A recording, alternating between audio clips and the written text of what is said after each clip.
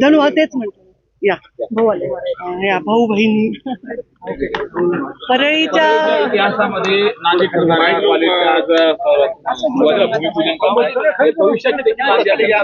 देशभरातून विद्यार्थी अधिकारी कोणत्याही नेतृत्व असेल, लोकप्रतिनिधी असेल, लोक त्याच्यावर विश्वास ठेवून त्याला निवडून देतात.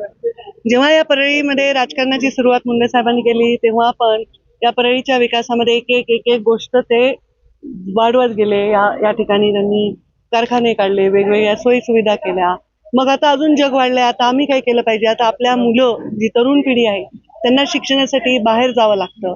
या भागातच जर सोय झाली तर या भागात रोजगार येईल, बाहेरचे विद्यार्थी येतील, नुसते जे राज्यातले नाही देशभरातले येतील. त्यामुळे हे सुंदर काम आमच्या हातून होत आहे या भागाच्या सेवेसाठी. आणि याला स्वर्गीय अजितदादांनी एका क्षणात निधी दिला, एक बारामतीला एक परळीला. राज्यात फक्त 2च कॉलेज मंजूर झाले. मला खरं तर त्यांच्या हस्ते उद्घाटन करायचं होतं, पण साक्षात आज त्यांच्या धर्मपत्नी आल्या, म्हणजे दादा आले आणि सन्माननीय मुख्यमंत्री पण येणार होते, पण मध्ये आचारसंहितेमुळे आम्हाला 2दा डेट बदलावी लागली. आता ते म्हणाले मी लोकार्पणाला येतो, तुम्ही भूमिपूजन करा. आता या कृषी कॉलेज सन्माननीय धनंजय मुंडे यांनी आणलंय, प्रीतमताईंनी तर रेल्वे आणली, नॅशनल हायवे आणली. आमचा सर्व परिवार हा जेव्हा जेव्हा आम्हाला ती संधी मिळते, आम्ही लोकांसाठी काहीतरी करून ते कामातून उरलं पाहिजे अशा भावनेनी मुंडे साहेबांनी आमच्यावर संस्कार केलेले आहेत. तर ते करतोय, प्रयत्न करतोय.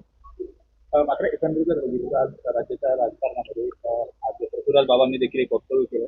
मुंडे साहेब हे काँग्रेसमध्ये येणार होते, त्याची बैठक देखील झाली होती. अहमद पटेल यांनी त्यांच्या बैठक असं काय करायचं त्याबद्दल? आता त्याचा एव्हिडन्स, त्याचं काही सिग्निफिकन्स नाहीये.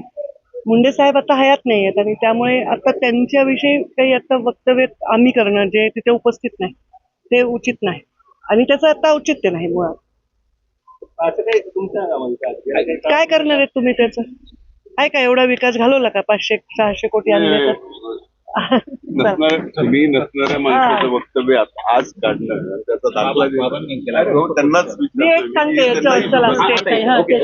ते काही म्हणले असतील ते मी त्याला त्या ठिकाणी माझं उपस्थिती नसेल ते स्टेटमेंट मी देत नाही. आणि मी उपस्थित असले तरी त्या व्यक्तीचं प्रायव्हेट गोष्ट बोलणं सगळ्यांसमोर हे मला वाटतं उचित नाही. त्याबद्दलचं मला टिप्पणी करता येणार नाही, मी नव्हते.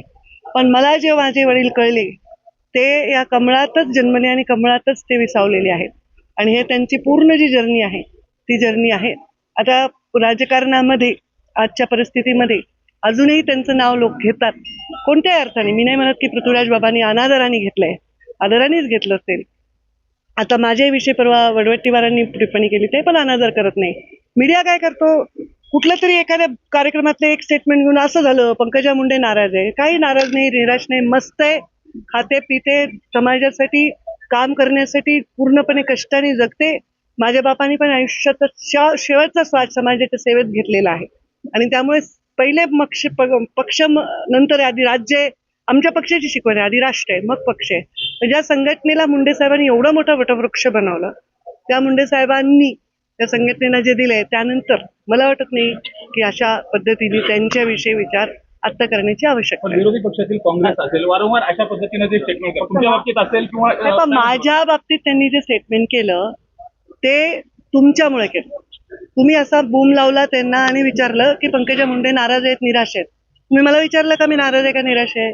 तुम्ही त्यांना विचारलं, पण ते म्हणणारच ना की त्यांना जे वाटतं ते म्हटले. त्यांनी त्यांचं उत्तर दिलं, त्यांनी काही माझा अनादर केला नाही.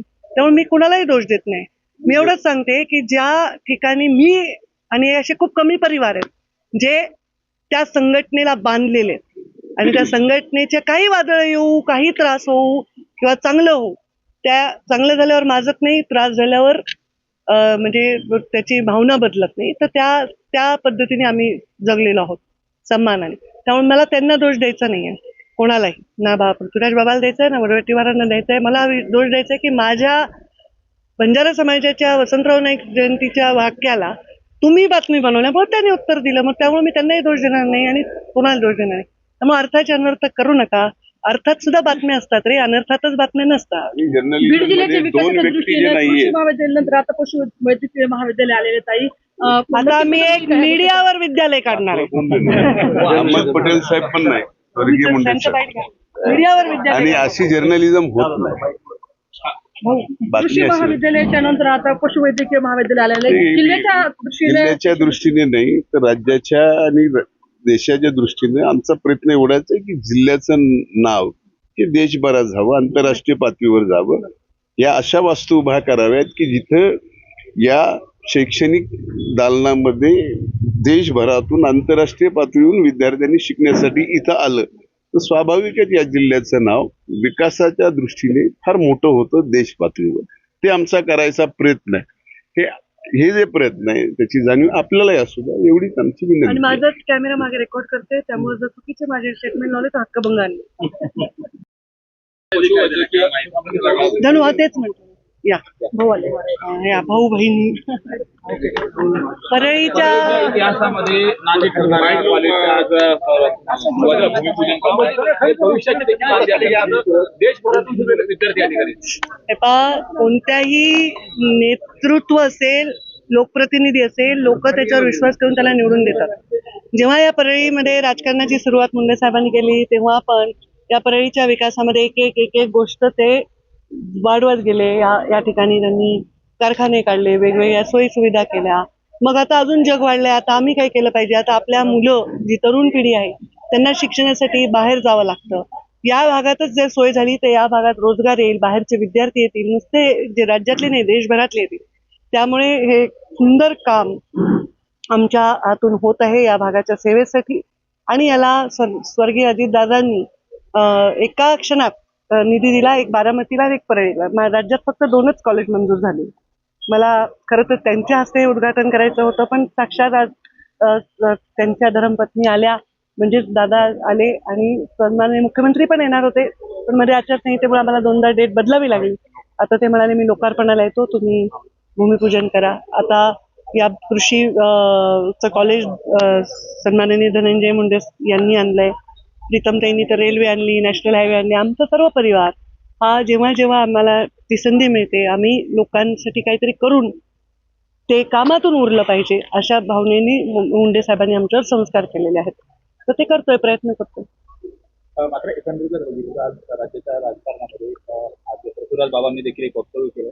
मुंडे साहेब हे काँग्रेसमध्ये येणार होते, त्याची बैठक देखील झाली होती. अहमद पटेल यांनी त्यांच्या बैठक झाली. असं काय करायचं त्याबद्दल? आता त्याचा एव्हिडन्स, त्याचं काही सिग्निफिकन्स नाहीये.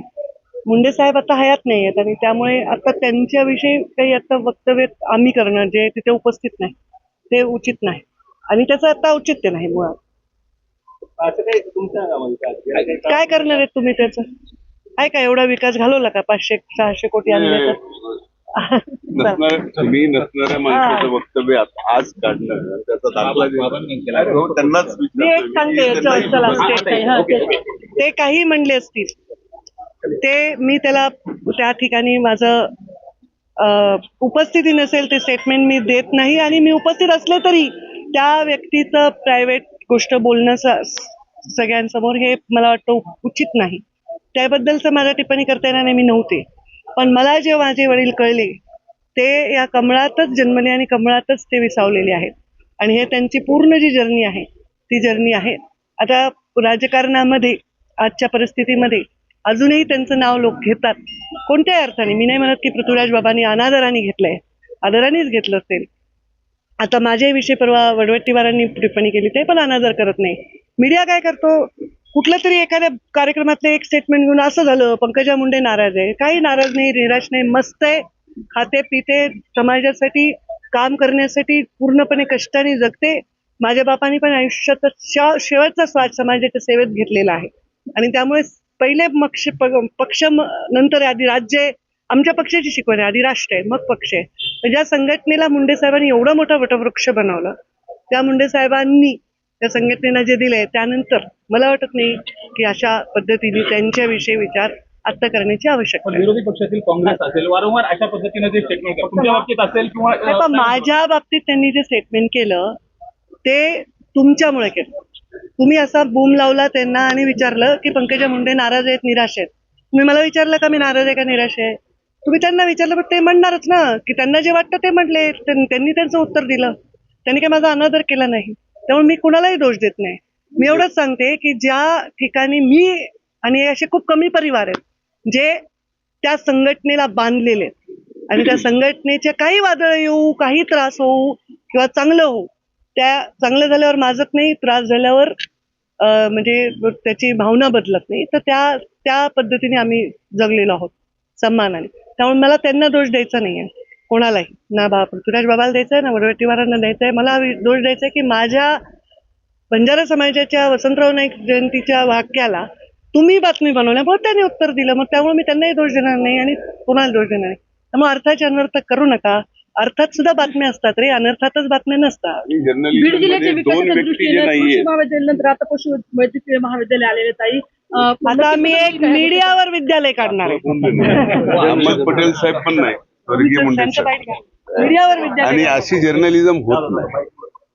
कृषी बातमी अशी महाविद्यालयाच्या नंतर आता पशुवैद्यकीय महाविद्यालय आलेलं आहे. जिल्ह्याच्या दृष्टीने नाही तर राज्याच्या आणि देशाच्या दृष्टीने आमचा प्रयत्न एवढाच आहे की जिल्ह्याचं नाव हे देशभरात जावं, आंतरराष्ट्रीय पातळीवर जावं.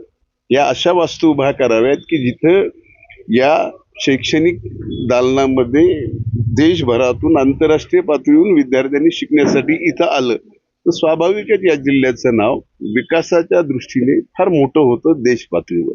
ते आमचा करायचा प्रयत्न आहे. हे जे प्रयत्न आहे त्याची जाणीव आपल्यालाही असू द्या, एवढीच आमची आणि विनंती आहे. माझा कॅमेरा मागे रेकॉर्ड करते, त्यामुळे जर चुकीचे माझे स्टेटमेंट लावले तर हक्कभंग आणले.